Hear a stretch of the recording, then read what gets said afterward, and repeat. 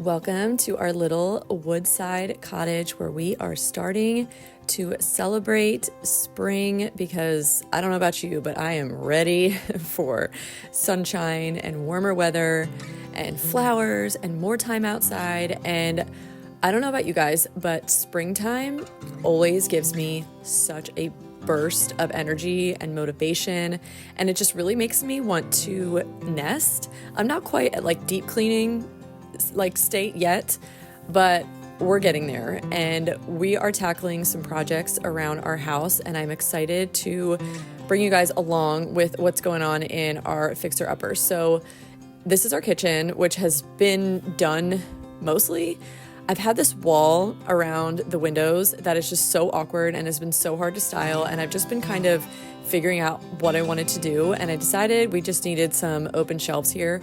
So we built them. They were super easy, painted them just to match with Gallery Buff by Benjamin Moore, which is what the beadboard color is.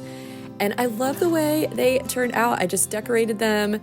It just kind of filled this space that was just kind of sparse and awkward because the rest of the kitchen really has more of that like cozy decorated vibe, and then I just had this wall that I just didn't know what to do with. I am still going to build, or have Matt build I should say, a plate rack to go over the window, like over the entire window, to really finish it off. But so far we've got the shelves in. I've been dreaming up these shelves for way too long, and you know, when you're doing things yourself, there you can kind of see the blank space above the window where I'm going to put the plate rack. But when you're doing things yourself, it just takes time, and you just have to be patient, especially with little kids around. Things just move at a glacial pace, but that's okay because eventually they get done and you get to see your dream realized, and it's lots of fun. Another thing that I did to kind of welcome spring, I have just basically broken down and I just needed some flowers in my house. So I went to Trader Joe's, of course, and I raided their flower section, and I got about 5, I think, different kinds of flowers. And I actually saw this trick on a YouTube short where you put Scotch tape over basically to help hold the arrangement up. It just makes it a little bit more professional, and I have to say it totally worked. It was my first time ever trying that. But basically I got like 2 bigger flowers, 3 smaller flowers, and just kind of stuck them all in there, and I feel like it turned out really beautiful. It's just like happy, whimsical spring arrangement, and it just looked beautiful in my kitchen, really complemented that color on the beadboard and the new shelves, and I just love it. And then I had so many extra flowers, you know, more than I needed just for that one arrangement. So I just grabbed a few little vases that I have. I always keep an eye out for these at Goodwill, and just made some little arrangements to sprinkle around our house.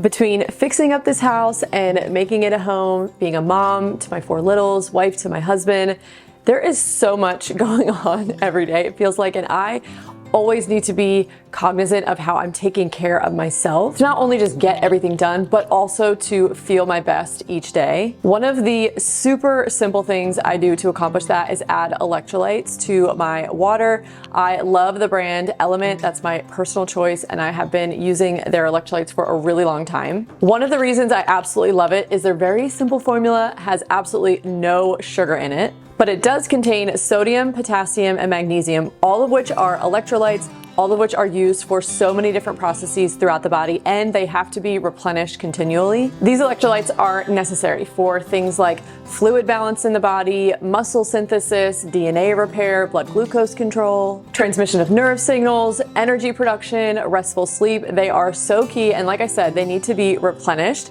And especially if you are someone who is very active and sweats a lot, I also find that it really helps with my milk supply on the days that I drink it. It has no sugar, like I said. It has no fillers or colorings or any kind of artificial ingredients, which I love. And it's just such a simple thing to do every day, and it really does help me feel more hydrated, which makes me feel more energized and just mentally a little bit sharper. And right now, Element is offering my viewers a free sample pack with every order. That is 8 single serving packets for free with any Element order. They have a lot of different flavors, so this is a great way to try them out to figure out which ones you like best. You can get yours at drinkelement.com/Becca Bristow, and this deal is only available with my link. So go to drinklmnt.com/Becca Bristow to get yours.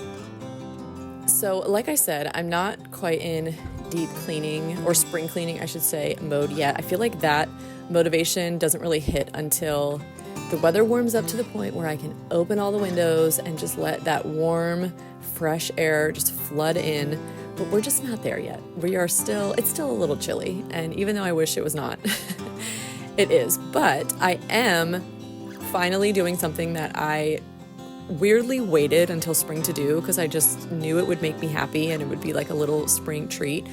And that is to put this beautiful antique quilt that I found at an antique shop about a year ago. It's just been like folded as like one of the blankets in our family room. And I was like, you know what? I'm going to lay that on my bed in spring. It's just one of those little things that I have been looking forward to. And this quilt is such a beauty. Like, it's truly a work of art. I feel like the more I look at it, the more I appreciate just how intricate it is. And it just makes me think about who made this quilt and where are they today? And I'm just so appreciative to have it in my house. And it just brings that little pop of color and rush of spring that I'm so desperately needing to our master bedroom. So another thing that I oddly crave in spring, it's not necessarily a spring thing, but that is a latte, which you guys know I love and I have every day, but with homemade cold foam on top. So we got this little like cold foam frother gadget a couple of years ago, and I got it in spring, and I kind of went crazy making cold foam lattes all the time because they're so good. So naturally they've just become a spring thing for me. So all you do is just add a little bit of cream. I do a little maple syrup, a little tiny splash of vanilla, a little pinch of salt, throw it in the frother. It froths up beautifully. Top it with some cinnamon. I'm telling you, it's like better than Starbucks, but with super simple ingredients. They're so, so good. Okay, so one of my big spring and then really summer projects this year is a lot of gardening. So I took the year off last year. I did virtually zero gardening. I did no vegetable gardening, no landscaping, nothing, pretty much nothing. Davy was born at like the very end of February, and she was my third baby in 3 years, and we had just moved again, and I just needed a break. So I'm glad I took the break, but I'm really excited to dive back in. So we've got two major gardening projects this spring and summer. So one is getting our vegetable garden going in the backyard, and then the second one is getting like the cottage flower garden going in the front of the house. So let's start with the vegetable garden. So I have big dreams, big plans for a very large, beautiful, fenced in garden, but we're not going to do all that this year. We're very much going to like scale up to this over time. So we have this spot in the very back of our backyard before it gets to the woods. The woods is like also our property as well, but the very bottom of the grass section, we have this big open space. We're actually going to move the chicken coop down to create more space for the garden, but it's really the only space that's flat that also gets a lot of sun. We have another section that would have been perfect for a giant garden, but it's on a major slant and I just don't want to mess with that. So we have this spot and we have it marked out. It's probably going to be like 40 feet by 45 feet by 20 feet or something like that. It's going to be large. This year, I'm just going to start with just 4 beds because I think that's probably all I can really handle this year as far as the growing season goes, but we're not going to invest in the fencing or anything like that yet. That will come later. So I'm just going to start with the 4 beds. So I did kind of sketch out what eventually I would like this garden to look like, but basically fenced in, lots of beds, lots of planting space, but also space in the middle to have a table where we could eat at and really just make this a really inviting place that's not only, you know, for food production, but also for like beauty and entertainment. And I'm really looking forward to that. But again, we're just kind of getting started this year. I did have a question for you guys, like those of you out there who do garden. So I'm starting with the 4 beds this year, and I kind of really want to do just in-ground beds. I know everyone loves raised beds and they're very popular and they have a lot of benefits to them. I've been reading a lot of like, doing a lot of research from like what Martha Stewart, all of her beautiful gardens. I got one of her gardening books and she is like anti raised bed. She's all about in-ground. But I also at the same time really like to do like pack in plants. And I learned that from this book. This is such a great gardening book that I got a couple of years ago, and it taught me so much about gardening through the seasons, like more year round, but then also how to really like pack in plants and boost production in a really small space. But she, according to her, she says you kind of need raised beds in order to do that, but I don't know if that's actually true. So those of you out there who do in-ground, are you more like spacing plants, you know, based on what the seed packet says, or are you just kind of going rogue and packing things in and doing your own thing? Because she's all about like companion planting and just shoving a ton of stuff in there and then just obviously staying really on top of it. So I'm curious if that's like really, I should just be doing that in raised bed. So I'm curious if you guys have any input on that, because I still have to decide what I'm actually gonna do. But I've got all of my seeds here, which is very exciting. I'm gonna be starting these in like the next couple of weeks indoors, but we're doing all kinds of stuff. Tomatoes, different kinds of cucumbers, some for slicing, some for pickling, a bunch of onions. I've got, I don't know, all kinds of veggies in here that I'm really excited about. Squash, and what are these? Zucchini, let's see what else. Kale, we're gonna be doing some greens. That will be probably later in the fall. I don't know if I'll get to like a spring planting because we have yet to do anything. But so that is for my vegetable garden. Then we're also gonna be doing a lot of gardening out front of our house. We have these two spaces on either side of our front door, and right now they're basically mud pits. They have so much potential, but they have basically none of it happening right now. So it's basically just a mud pit. We do have some daffodils that come up in the spring, which I love, and they're starting to peek through and grow right now, which is exciting. So hopefully in the next couple of weeks, I'll have daffodils that I can cut and, you know, to kind of decorate my house with and really just celebrate spring that way. But my plan for out there is to do a beautiful cottage flower garden, and I'm really excited about it. Potentially maybe someday down the road I might kind of morph it into more of like a potager that grows some food too, but it's gonna depend on sun. We get a decent amount of shade out there, but I don't know, like maybe enough to grow things. I'm just gonna kind of see how this summer goes with what I do plant. But I actually, one of Matt's aunts is an incredible gardener. She's also a saint and like the sweetest woman on earth. And I was asking her about, like, well, I don't know what to do in this area because, you know, with the shade and everything. And she literally wrote me an entire garden plan with literally handwritten instructions on what she would put in if it were her. So I am so grateful to have that direction because I am completely new to flower gardening, like an absolute beginner. I've done a few seasons of vegetable gardening. I know somewhat what I'm doing there, but when it comes to flowers, I have no clue. So this is all new for me, and I'm excited to kind of use that space to just start learning, because the best way to learn is to just start doing. The one thing we have planted out there, we did have a bunch of boxwoods around the fence area, but they were half dead and very sparse, and they looked, unfortunately, did not look good. So we did take those out. We still have a few we need to rip out, but at least along the front of the fence, I started planting some David Austin roses that apparently do okay with some shade. They grew a little bit last year. It's probably gonna be a slower grow because we don't get a ton of sun out there, but they did grow, and so I have those, and I know that they take kind of a few years to really take form of a shrub, and they're definitely nowhere near close to a shrub right now. But I got out there, I did a little bit of pruning, which basically was almost the entire plant because it's just like very immature, very skinny little stems.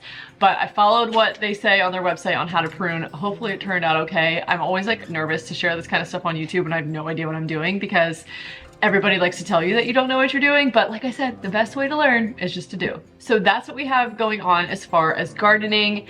Things are really gonna ramp up here in a few weeks as I'm starting seeds, and we're actually like preparing the garden beds. We have a lot of work to do when it comes to actually getting it ready for planting because we've basically done nothing. But I'm really excited, and I'm just really looking forward to kind of seeing how this season goes and getting some progress underway, because gardens, especially the vegetable garden that I have planned, it's going to take years to really see it come to its full potential. And then even with the cottage garden out front, that's also going to take years to see its full potential. So lots of patience, which is always a good lesson, but yeah, very exciting. Okay, can we talk home renovations? So we live in a fixer-upper, which, let me tell you, it's not for the faint of heart. We did so much in our first year, and then we took about a year off from any major renovations. But this spring, we are diving back in with our upstairs bathroom. So this is our kids' bathroom. It's not big, but it's, big enough.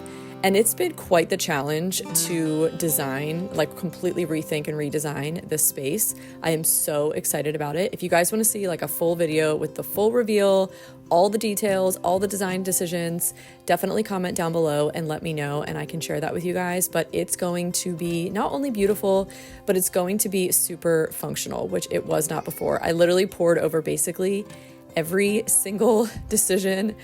Probably spent too much time and, brain space on it, but I really needed this to be a space that was going to work for 4 kids as they grow, not only from like a design standpoint, but functional too. So let me know if you guys want to see that as we get closer to the finish line, and I can share the full reveal with you.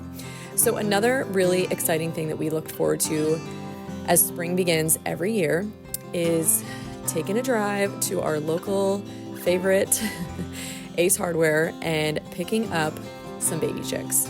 So we have had backyard chickens for officially 5 years now, and we love them so much. And this is one of those things that we look forward to every year because our kids have and really me and Matt have so much fun with the baby chicks. Like, they're just so sweet, little fluff balls, and it helps our kids to understand like how to really take care of animals and raise them from babies, and then they get to see them lay eggs starting this fall and understand where our food comes from.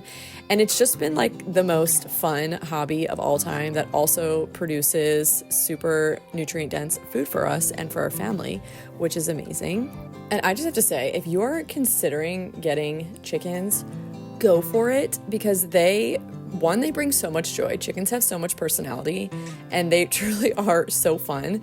And as far as like food production goes, they are incredibly low maintenance. Like, they really don't take much work, and they're just such a fun addition to your family, to your home. Our contractor has been here, and I'm pretty sure we've convinced him to get his own chickens because he's kind of seen this whole process. And every day we're like, listen, chickens are the best. Like, you got to get your chickens. So I'm just saying, if you've been on the fence, if you've been thinking about it, especially if you have kids, do it. They will be so much fun. I don't think you're going to regret them. I know we sure haven't. And again, they're just such a wonderful addition. So another thing with chickens is they don't lay a ton of eggs in the winter. We have, I don't even know how many chickens we have in our flock right now. Maybe like 20, 25, something like that. And we still get eggs all through the winter, but it's just like a few a day. But once the days start to get a little bit longer, they go crazy with laying. Like, all of a sudden, it almost is like overnight. At this point, we're getting about a baker's dozen of eggs a day, sometimes more, which is awesome. It's just so nice to have fresh eggs, like aplenty every single day. So with that, I'm able to start cooking more with eggs. We eat a ton of eggs. We do probably supplement a little bit in the wintertime, mainly just like for baking. We might grab like a dozen eggs from the store here and there, but otherwise we just like strictly eat from what our chickens give us. And now that they are laying more, I can start cooking with more eggs. So today for lunch, I made some egg salad, which is super easy to whip up. Eggs are such a nutrient dense food, especially if your chickens are out on grass eating bugs and, just different things they find. They have a much more varied diet, and therefore you can literally see it in their yolks. They're like a deep, rich orange color. So egg salad is a quick, easy, very well-rounded, protein-rich, eggs are a complete protein meal that's easy to throw together. So I love making hard-boiled eggs in the Instant Pot because it's quick and I don't have to babysit the stove. But also fresh eggs are harder to peel. So this is a way to make them basically easier to peel because they've just had less time for oxygen to kind of like seep in and separate that membrane. But this is the best trick ever. Throw your egg into like a little cup like this, shake it around. It's going to shatter the whole thing. And then the shell basically like slips right off. So you can thank me later. I probably just changed your life when it came to hard-boiled eggs. Just kidding. But so I'm just whipping up some egg salad. I just do the hard-boiled eggs, chop them up, a little bit of red onion, and then I am making some mayo to go with it. I've showed you guys many times how simple it is to make mayo. It's just an egg, a cup of oil. I always use avocado oil. I do a teeny splash of lemon juice, a little bit of Dijon mustard, a little bit of white wine vinegar, pinch of salt, and then with an immersion blender, I just blend it all up. And then I'm also making a little bit of, so this is the actual sauce that I made for the egg salad. I added a little bit more lemon, some salt and pepper. I can link the recipe down below, the exact one that I used to make this. But it's just so good topped, or if you just like lay it over bread or make sandwiches, it's truly so delicious. It's just one of those like hearty, yummy lunches that, again, we look forward to in spring when the eggs start really, the egg production really starts kicking up and we can just lavish and use eggs in all the meals. So thank you guys so much for watching this video. I hope you enjoyed it. And if you are new around here, I would love for you to subscribe, join my little community here on YouTube. And I certainly hope to see you guys in my next video. Bye.